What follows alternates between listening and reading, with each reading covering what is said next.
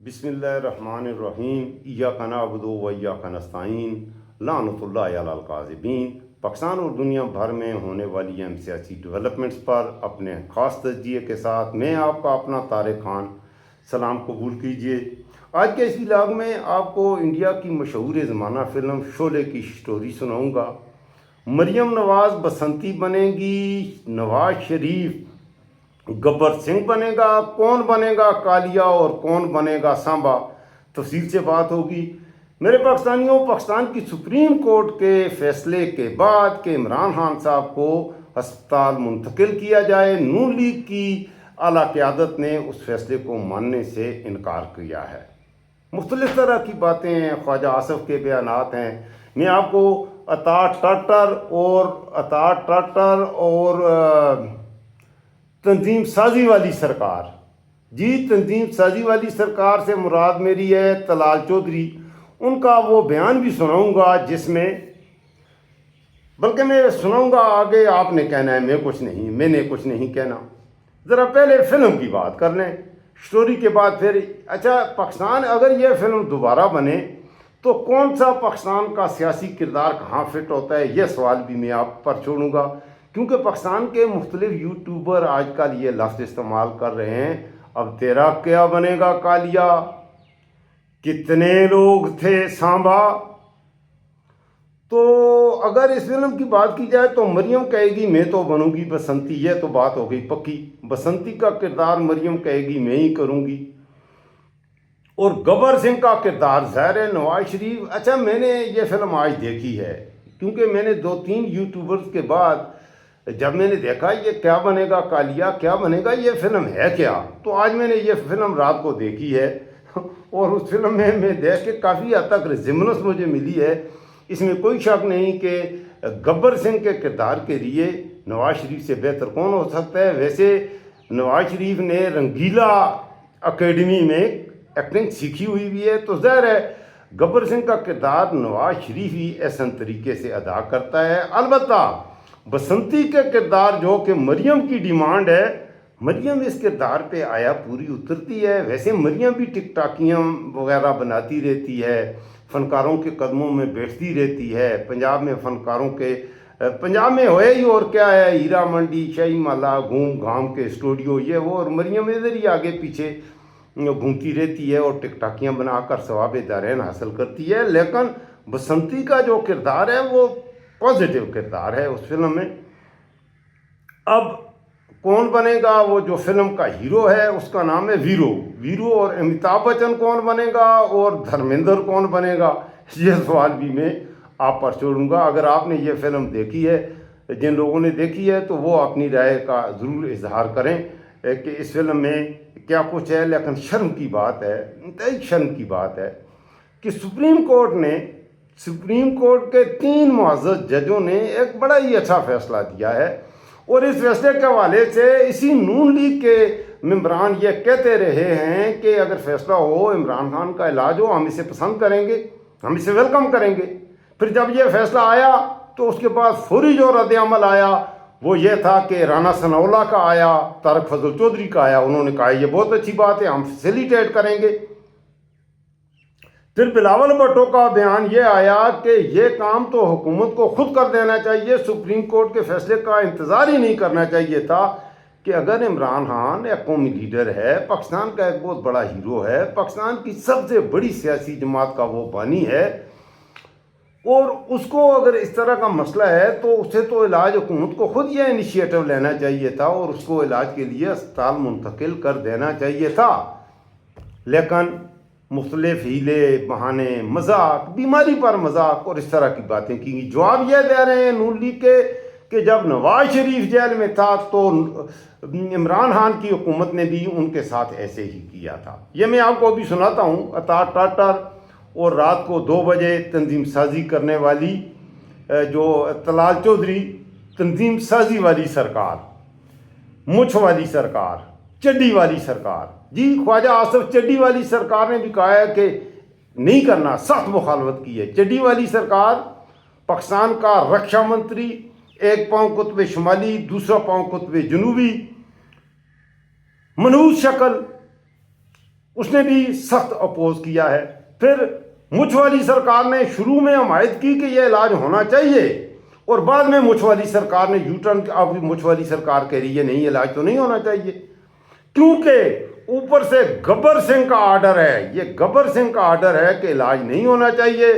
بسنتی کی فنکاریاں ہیں. بسنتی کو اس بات میں کیا کہتے ہیں یدھ طولہ حاصل ہے. بسنتی سے میری مراد مریم نواز ہے.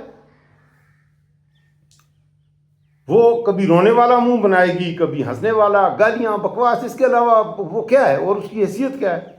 اچھا یہ میں آپ کو سناتا ہوں میرے پاکستانیوں. اس کے بعد احمد میر نے اس حوالے سے ایک کالم لکھا ہے، اس پر بھی بات ہوگی. پہلے ذرا آپ یہ سنیں اور یہ ذہن میں رکھیے گا کہ آپ نے وہ جو انڈیا کی فلم ہے، اپنا شعلے فلم کا نام ہے، اس فلم کے مختلف کرداروں کے لیے آپ کیا کہیں گے کہ کون سا کردار کس پر فٹ آتا ہے؟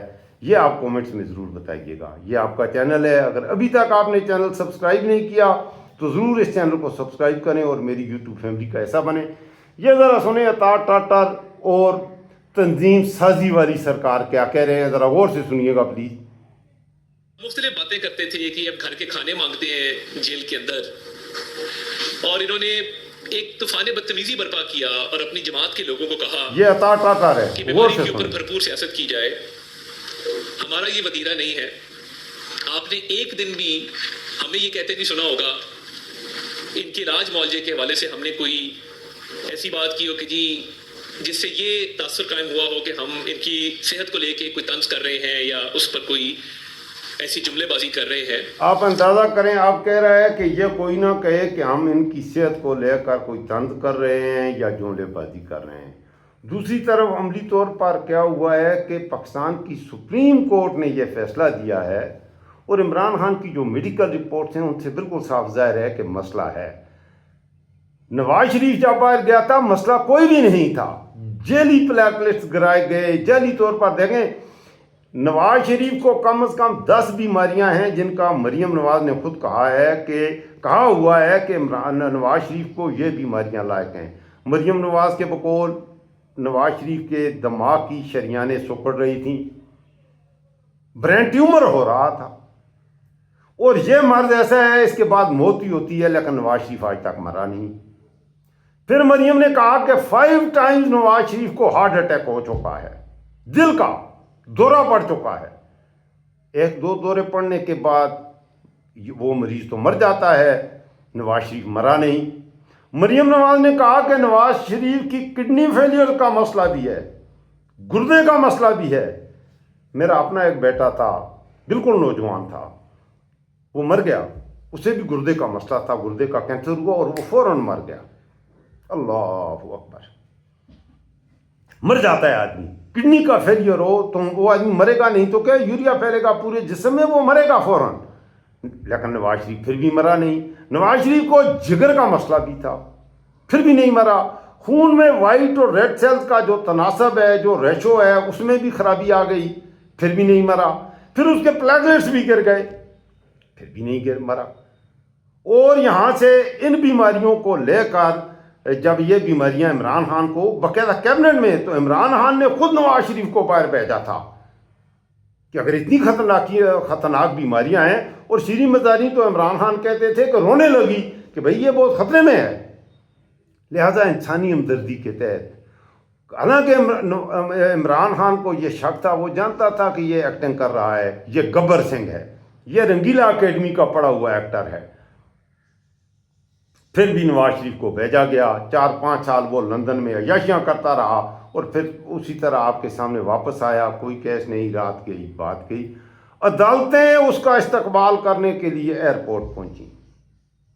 ایک وہ رخ ہے جس کا یہ کہہ رہے ہیں، اور دوسرا رخ عمران خان ایک جینین اس کو بیماری ہے. بیماریاں کچھ ہیں، ویسے تو وہ ایکسپورٹس مین ہے، وہ فزیکلی اس کی فٹنس کا معیار اتنا اچھا ہے کہ وہ بیماری کے خلاف لڑنے کی صلاحیت اس میں ہے. آج تک یہ اسے ذہنی طور پر تمام کچھ آئسولیشن میں رکھ کے بھی اسے توڑ نہیں رہ سکے. 1111 دن 1111 ڈیز ہو چکے ہیں جیل میں. اب اسے عدالت نے یہ ریلیف دیا ہے کہ اس کا علاج کروا دو.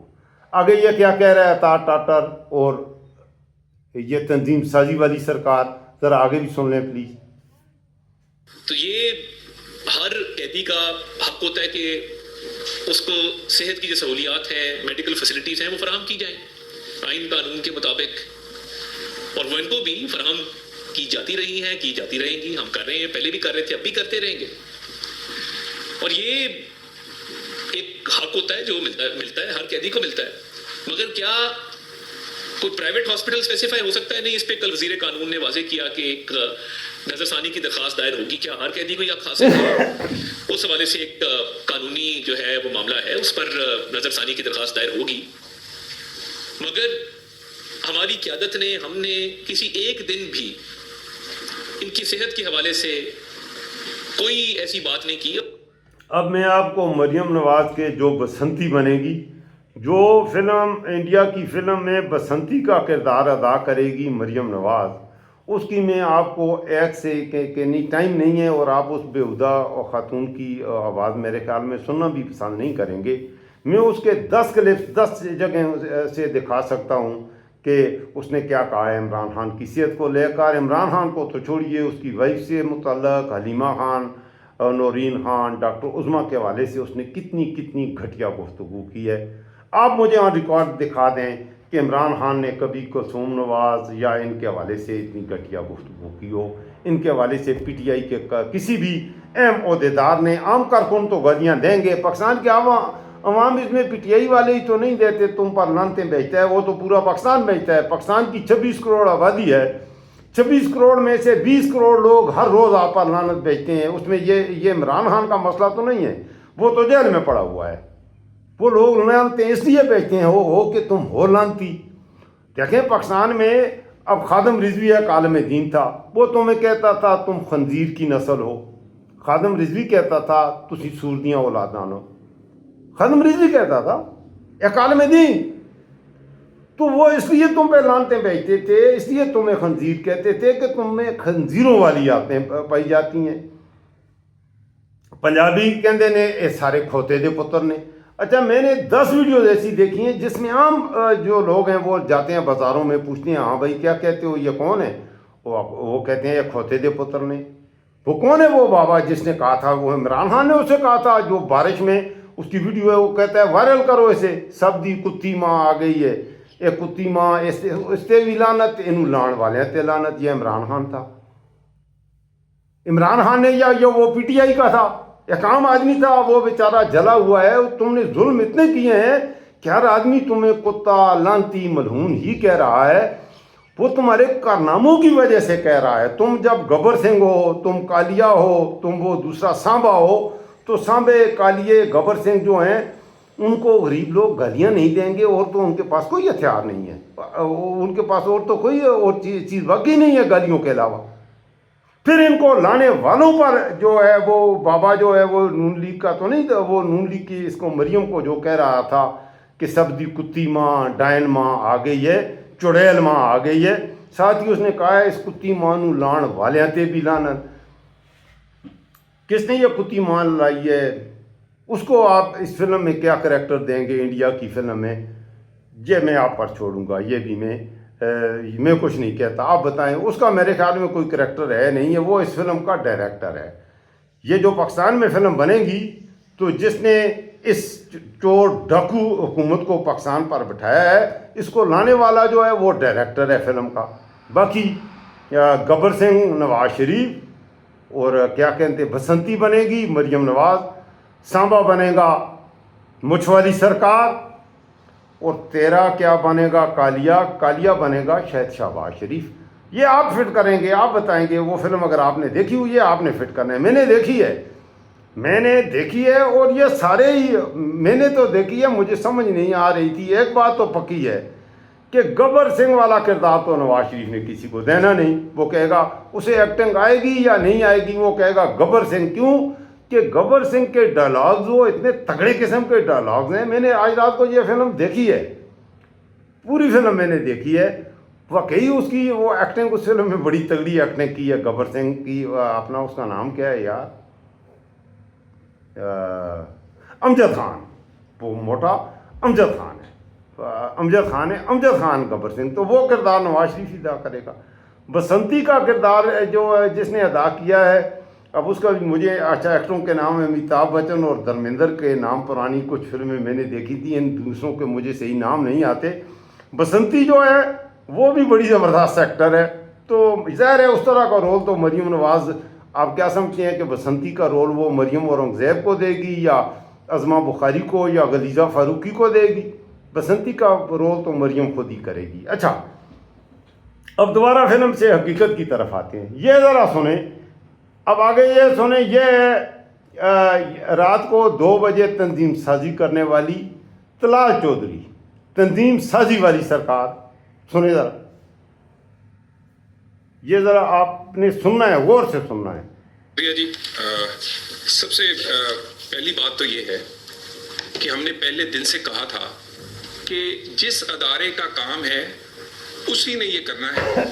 کسی آرم ٹوئسٹنگ سے، کسی دھمکی سے، ڈکٹیٹ کرنے سے، سڑک بلاک کرنے سے، جلسہ رکھنے سے، حملہ کرنے سے نہ ملاقات ہوگی نہ کچھ اور ہوگا، اور آخر کار وہی ہوا۔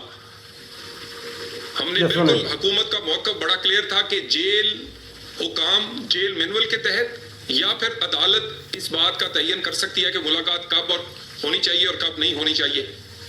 وہی ہوا۔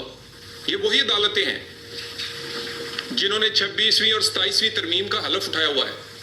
یہ وہی جج صاحبان ہیں جن کی سلیکشن کی جب میٹنگز ہوئیں جوڈیشل کونسل کی، تو اس میں پی ٹی آئی نے بائیک آؤٹ کر کے جو گفتگو کی وہ سب کے سامنے، نہ عدالت کو مانتے ہیں، نہ جج کو مانتے ہیں، نہ پارلیمنٹ کو مانتے ہیں۔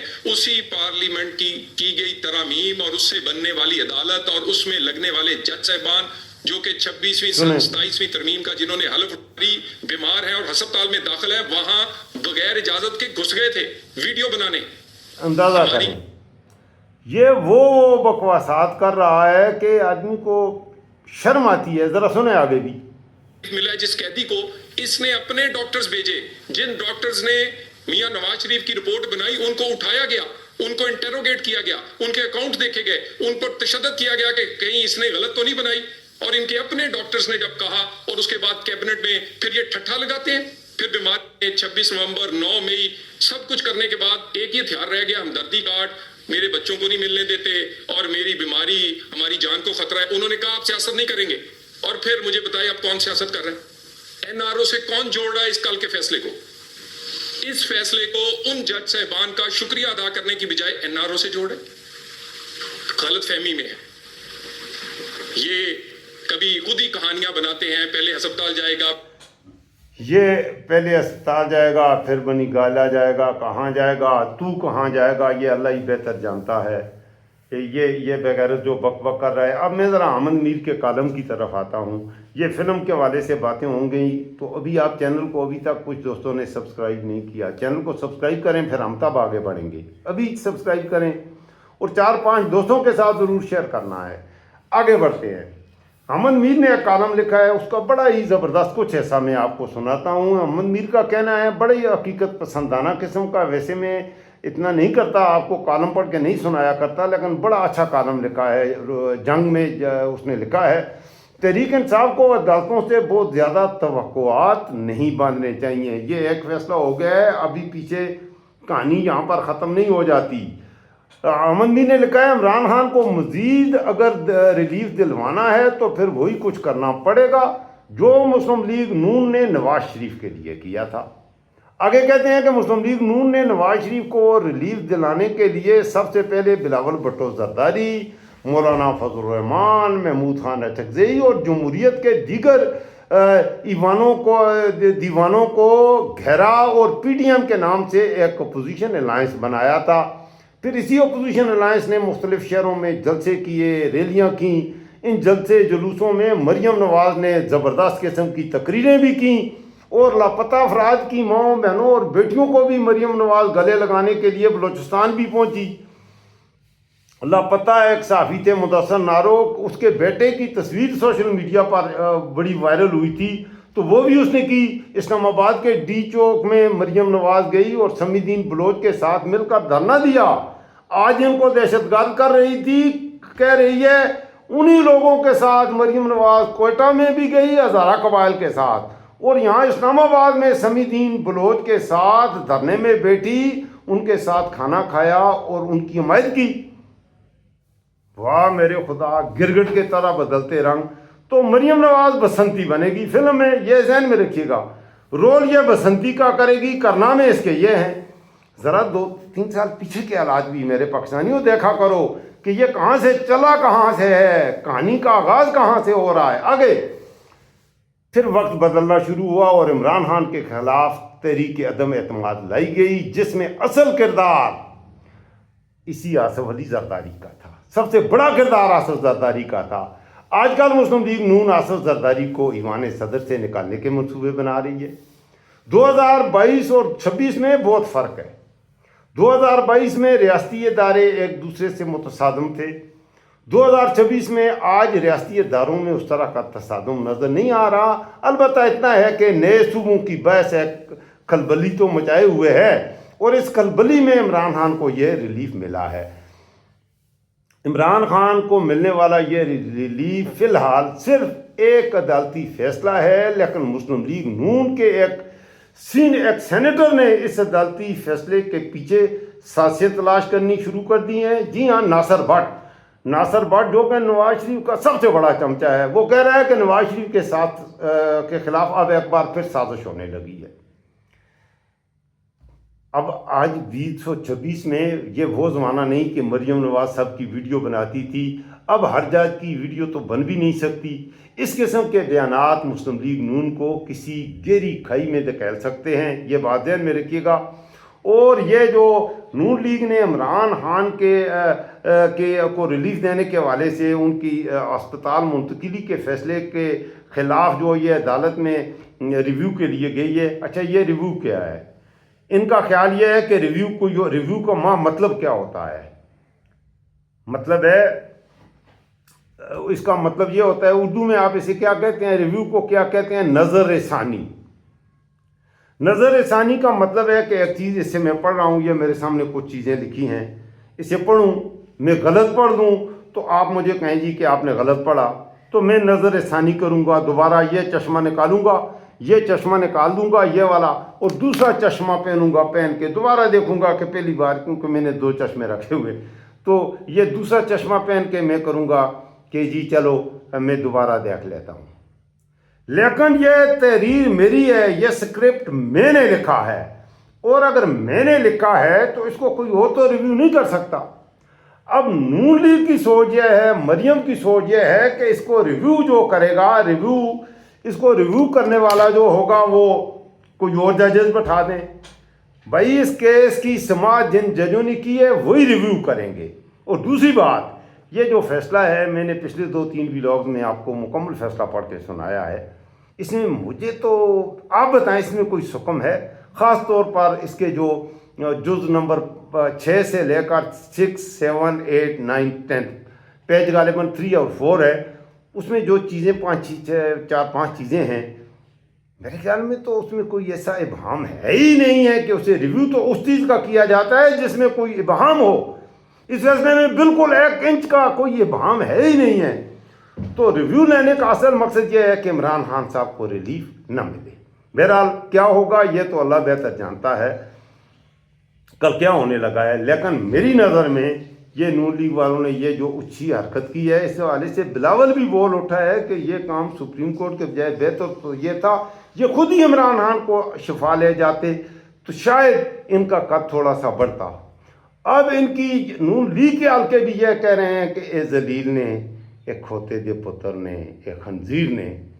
میں نے اور کچھ بھی نہیں کہنا۔ اپنا خاص خیال رکھیے گا، مجھے دعاؤں میں یاد رکھیے گا، اور آخر میں پھر ایک بات، ابھی تک اگر چینل کو سبسکرائب نہیں کیا تو ضرور اس چینل کو سبسکرائب کریں، لائک کریں، شیئر کریں، کومنٹس کریں، اور میری یوٹیوب فیملی کا حصہ بنیں۔ اللہ حافظ۔